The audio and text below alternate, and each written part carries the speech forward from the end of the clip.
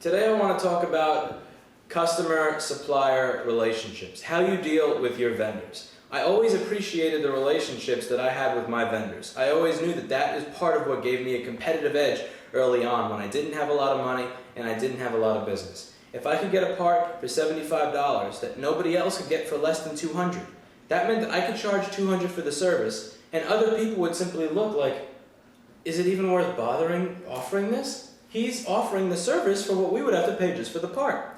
And this allowed me to jump ahead in a couple of areas, and it really allowed me to capitalize on the weaknesses of some other shops, and it allowed me to start building a client base and getting some money so that I could actually start expanding early on. And it was because I had good supplier relations, good vendor relations. I spent a couple of hours every night talking to vendors in China and Taipei and even domestically.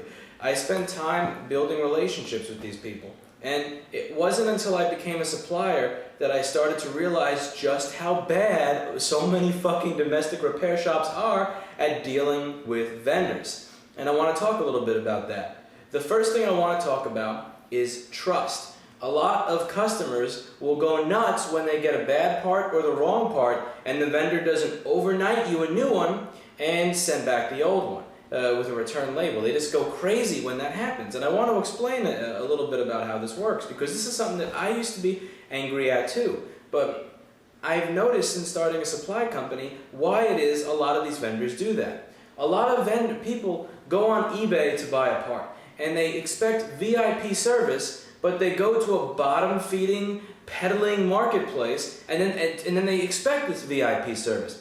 As it's like walking through that part of Midtown where everybody's selling counterfeit handbags and wondering why you can't return it 90 days later because you don't want it. It's kind of ridiculous, and that's how I feel about eBay when repair shops will buy things off eBay and then wonder why they don't get this VIP service afterwards. A great statistic from 2011 from my supply business: out of 100 eBay RMAs, I got 14 of them back. Out of those 14 I got back, 11 of them actually worked perfectly. So my business, to try to minimize RMAs, only sold grade A screens, which is one of the reasons I don't even bother selling on eBay or Amazon right now. It is not possible in November of 2013 to make money selling a grade A product on eBay, at least in this particular industry. You're just not going to get any sort of sales volume competing with all these businesses that are purchasing A- or sorted A- goods. But I digress. I had 100 returns. What I would do is I would overnight you the new screen, and I wouldn't make you email me, I wouldn't make you print a new label. I would include the label in the box with a note very carefully. Out of those 100 RMAs, 14 people decided to be honest enough or not lazy enough to actually send the old one back to me. And this says something. And out of those 14 that people claim were bad, only 3 of them actually didn't work. Only 3 of them were actually not what the person ordered or something that didn't work. And I'm sure that when you start dealing with even more and more people than I was dealing with, this kind of starts to get to you and you notice a pattern and you notice a trend. And you learn that when you're in these peddling marketplaces like eBay and Amazon, that it's really hard to trust the customer. And what I used to think is, well, if you're selling stuff, that's just a risk you have to take. But when I got into it more and more and I noticed I'm buying this thing for $38, I have to pay freight to get it to America, and I have to sell it at $51 in free shipping in order for it to actually sell, and eBay and PayPal take 10%, and I have to pay for shipping to you, and I have to pay a staff. I'm probably making 80 cents to maybe $1, maybe $2 off of this sale. So that means that 15 sales have to go off like this without a hitch to match even one motherfucker that doesn't send the old one back. If I get screwed by one person I send an advanced RMA to, 15 sales that were profitable literally go right down the drain. So when you think of it this way, it's kind of easier to understand why you're not getting this type of VIP treatment. And I always like to say, throw the problem back in somebody else's face. And what I did to myself when I was expecting this treatment was think, why do I expect this type of treatment from a supplier who doesn't know me? Why don't I go out there and try to get vendor relationships going where I can actually ask for an advanced RMA, where I can actually ask them, can you send me this stuff before I pay for it? Right now, at this time, If I need 200 of something that's maybe $100 or $200 a piece, I can ask at least 50% of the people on my vendors list for it, and they'll just go ahead and send it. I can even suffix my comment with, I need this on credit because I'm broke right now. They can even know that my financial situation is bad, and I can tell you that 50% of my vendors wouldn't think twice before sending me all of the things that I need, because I have a long-standing personal relationship with all of these people. For example, last year, nobody had 11-inch MacBook Air screens, and I was able to get them about 2 months before every major company in the US had them. And when they finally all had them, I started getting them, but I was getting them at high 20s to low 30s while they were still paying 60, 70, and 80 for it. And I want to explain why this happened. I want to explain why a 23-year-old broke college dropout was able to get opportunities that multi-million-dollar acquisitions and liquidation companies were missing out on. It's because those companies treat their vendors with strictly business. It's all business. How can we get this cheaper? How can we get this faster? Can you reply to my email faster? Here's our purchase order. When can you get us this stuff? Whereas I treat my vendors like people. At night, if I have nothing to buy, I go, hey, how's it going? Oh, you seem kind of sad tonight. What's going on? Oh, I heard that you had a kid. What's going on with that? Oh, so what did you do yesterday for fun after you left work? Oh, did you hear about I treat my vendors like people. I treat them like friends. I treat them like people that I'm going out to at a bar. I go, so what do you think of the drop in price in this? How's that affecting your business? Even if that's not something that relates to my business, I'm actually starting a dialogue with these people. If they're talking about their personal life, I may go on for maybe a 5-minute rant about my personal life, and we'll exchange thoughts and ideas on that. If one of them is getting married, I'll know and we'll discuss it. I was there to congratulate my iPhone part supplier when her boyfriend proposed to her. I was there to congratulate my laptop LCD screen supplier when she had her first child. And I even wound up sending one of them a card. They send me Christmas cards, not those lame-ass, crap that you get that's pre-printed for you, but I mean something that's actually printed out with even a couple of inside jokes thrown inside the box for me. I have a real relationship with these people, which is why they feel okay with giving me information. They feel okay telling me which warehouse will have something that I can get before everybody else gets it. They're okay with telling me, hey, this is A- right now. My boss doesn't want me to tell people that, but you should know before you buy it. And that's why I'm able to get shit at good prices before other people do. It's why they treat me like a human being, because I treat them like a human being. I put in the work to be treated like a human being by my suppliers. As a result, they give me that same courtesy. You don't get that courtesy by hitting buy it now, pay with PayPal, and checking out with somebody for the first time. When you do that, you are just another motherfucking order on a packing slip. And that's how you will be treated. Don't expect anything else. The second thing I want to talk about is how silly people are with the certainty that they expect that something will work when they get it. The certainty that something will arrive exactly on time. I can't tell you how many motherfuckers used the free shipping on eBay when they had a customer that was leaving to go to the airport, when they had a customer that was leaving the country, when they had a customer that was trying to get something in time for their kid's birthday. What is wrong with you? When I buy something off of eBay, I assume the worst. I don't know this motherfucker. I don't know if he's going to ship it on time. I don't know if something's going to go wrong when I'm buying only one part. And there are a lot of people that go, why even use eBay? What is the point in using eBay? It is a terrible bottom-feeding marketplace. And you know what? I agree with you. But if I need a little flex cable that goes between the trackpad board, the keypad board, and the motherboard on some 4.5-year-old PC that nobody has because it's sentimental to this customer, I'm probably not going to find that on a legitimate vendor's website. And if I do, they're going to want $90 or $80 for this cable, whereas somebody's selling it out of their used laptop that a customer left in their shop for $3 of free shipping on eBay. And I know where I'm going to be when I need that part. eBay. So I will buy it, but when I buy these things off eBay, I am realistic. I assume that something is going to go very fucking wrong. For example, if I need this cable to finish something, and it needs to be done immediately, I will buy it from 3 different people. I am dead serious here. That little $3 or $4 part, I'll buy it from this place in Florida, I'll buy it from this place in New York, and I'll buy it from a place in California. Because it's $3 or $4 from each, and I'm charging the customer $100 or something. I will prepare for failure. So when one of those motherfuckers doesn't have it in stock, and their channel advisor inventory or syncing system or whatever the fuck they use to keep track of their inventory decided to stop working, I'm not screwed. When one of them screws me, I'm still able to provide service to my customer because I thought ahead.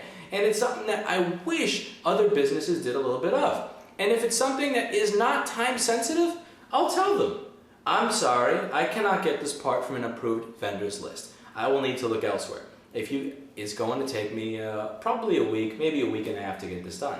When I know that I'm ordering this part from a vendor in Pennsylvania that's 200 miles away, from a vendor in upstate New York who's 40 miles away, I don't care. I'm giving myself a little bit of room to fail so that when everything doesn't go exactly as planned from this nameless whoever the fuck you are that I've never met before, I'm not screwed and I don't look like an idiot. The other thing I want to talk about is the certainty that these things will work. I cannot believe how many repair shops order one part at a time for repairs that they do every fucking day. I am so sick and tired of seeing a shop that goes just iPad repairs that would order one iPad screen from me every fucking day. What is wrong with you? How about you buy 2? So that maybe if the first one doesn't work, you have another one right there and you can go, oh, do you just like being yelled at by people? Do you just like making your life miserable? I don't get it. I don't know what it is. Maybe you're a glutton for punishment. Maybe you feel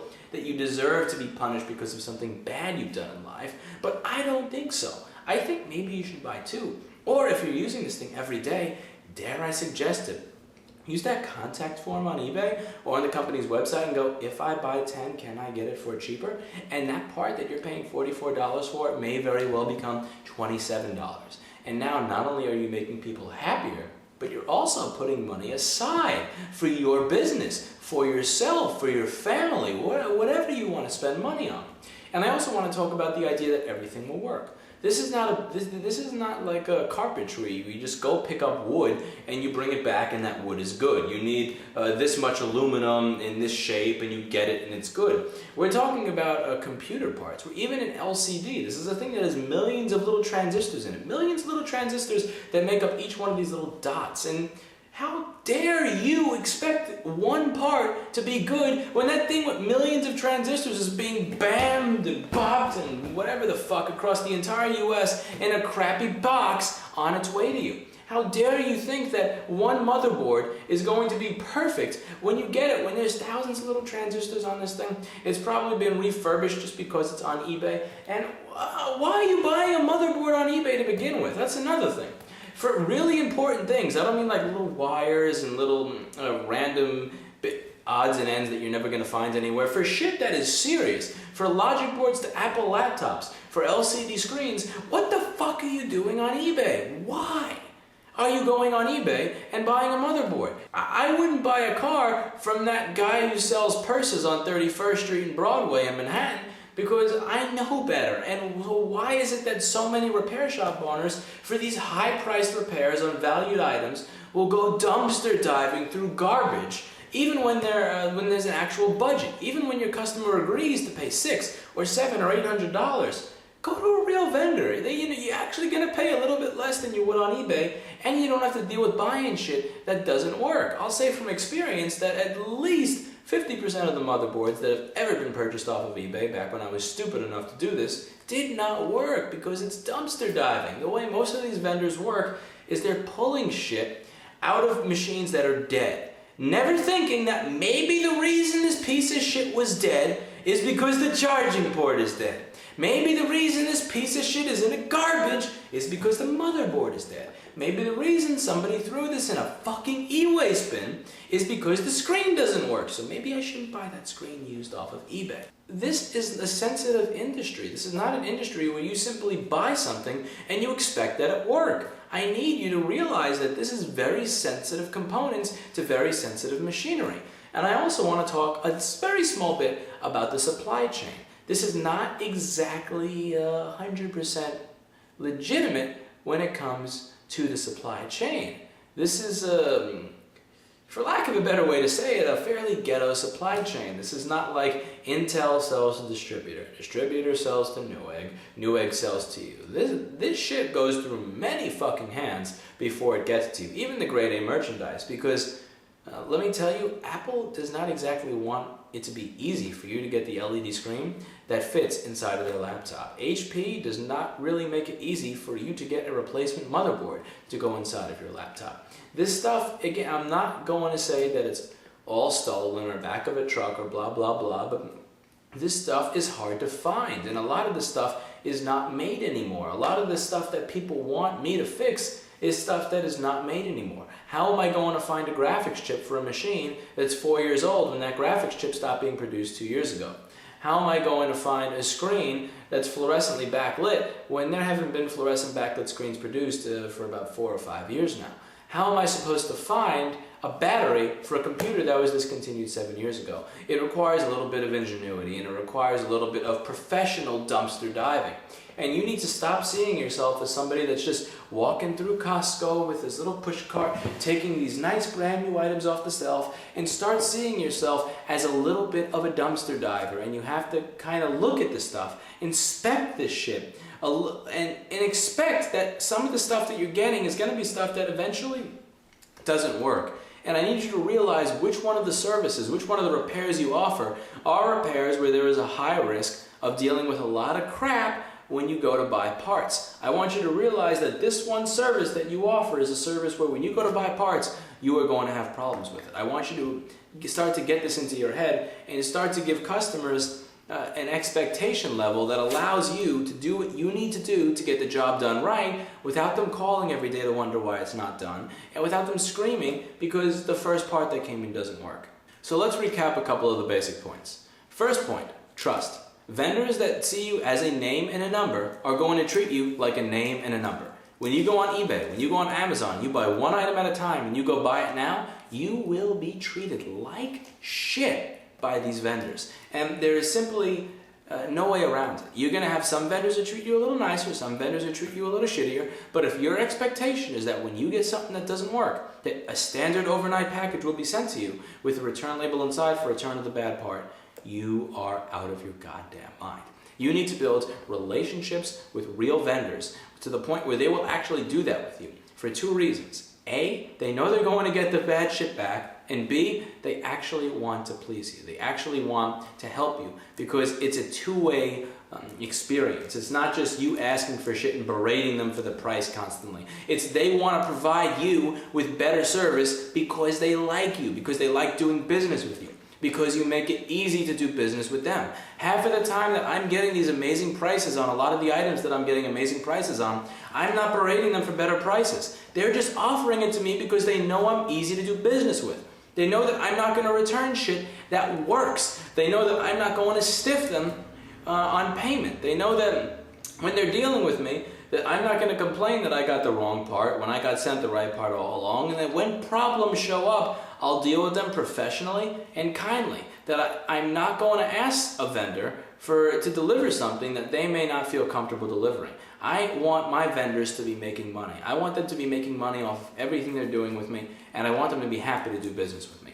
And when you act the same way with your vendors, you will see a lot of things start changing. You will start seeing a lot of emails, a lot of Skype messages coming your way for things that your competitor doesn't have access to. The second thing I wanted to talk about is setting your customers' expectations. You need to set people's expectations for certain repairs so that if you're expecting the part to show up on March 19th, you don't tell them that it's going to be done on March 19th. You don't even give them tracking information. Tracking information is for you. It is not for them. You know what happens when you tell somebody that it'll be done on March 19th when you're expecting the part on March 19th? You're going to get a nice big UPS sticker on your store that says, was not open at time of delivery. When your store says open from 10 to 8 and they showed up at 8:30 in the morning. And you're not going to be able to make it to UPS that day. That's what happens when you're running right up to the wire on everything. Don't do that to yourself. Give yourself a little bit of room so that you can fuck up a little. This is natural. I'm not saying tell everybody that things will take forever. I'm not saying misquote everybody on purpose, but give yourself a little room for when things don't go as planned. The third if you have a deadline. If you have a deadline of having this done in 3 days, don't think to yourself, priority mail gets from California to New York in 2 to 3 days, and then get mad at the vendor when there's a fucking snowstorm at a sort facility and it doesn't get there. Order it with the express shipping. If this is a dirt cheap part where you're charging $80 and the part is 50 cents or $1 or $2, buy that thing from 3 different vendors. A, you'll guarantee that you are going to get it when you need it. And B, dare I say it, you may actually need this thing again, and the $1 or $2 or $3 is not going to fucking kill you.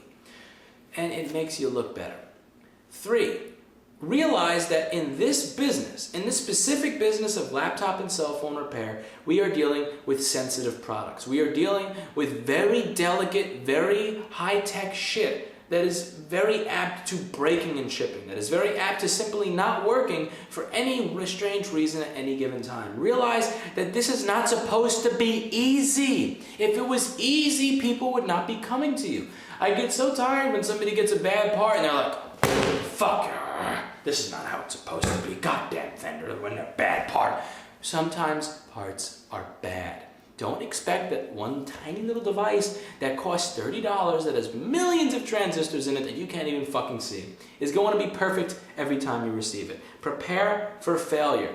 Whether it's in how you set up your supply chain, how you deal with the customer, whatever it is, set yourself up mentally to be prepared for shit to come in that doesn't work. And set yourself up to not have a complete and utter fucking temper tantrum every time this happens.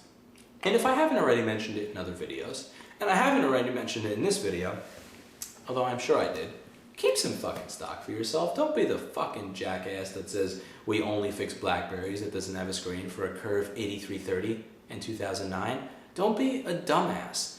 Stock inventory. Inventory is power. Inventory is legitimacy. It doesn't matter how many licenses, how much insurance, how many employees, how much money the enemy shop has. If you have a part in stock and can tell somebody, I can do this job in 1 hour, and they have to tell somebody, I can do this job in 1 week, you in your basketball shorts with no real business, working out of your apartment, have just become legitimate than the retail store with the slick-dressed employees in the nice office. It really sets you apart when you can offer instant service. And a part of this is having good supplier relations. A part of this is keeping good inventory. Treat your suppliers like family. Treat them well, and you will be treated the same way by them. You will receive VIP treatment that you can then pass on to your customers. Management and dealing with inventory is a lot more than just getting on people's cases all the time and staying on track of things in spreadsheets. A lot of it is the human connection that you have with the people that you're doing business with. The human connection I have with the people I do business with is what allows me to do business the way I do it. I would have not been able to have started a business with no money. I would have not have been able to maintain it and grow it and actually succeed at it if I didn't have the suppliers that I do now. And I'm very, very grateful that when I need a motherboard to arrive here in 2 days, that right after I get off of this video at 3 in the morning, I can Skype somebody and have this $800 motherboard delivered in 2 days and not pay for it for a week and a half. I like having suppliers where when I need to get a retina screen, when every single one of these assemblies on eBay is going for $400, I can email somebody right now, and in 2 days at my store door, I'm going to have 10 of these for $2,000 when the retail price for it is $425 or $500.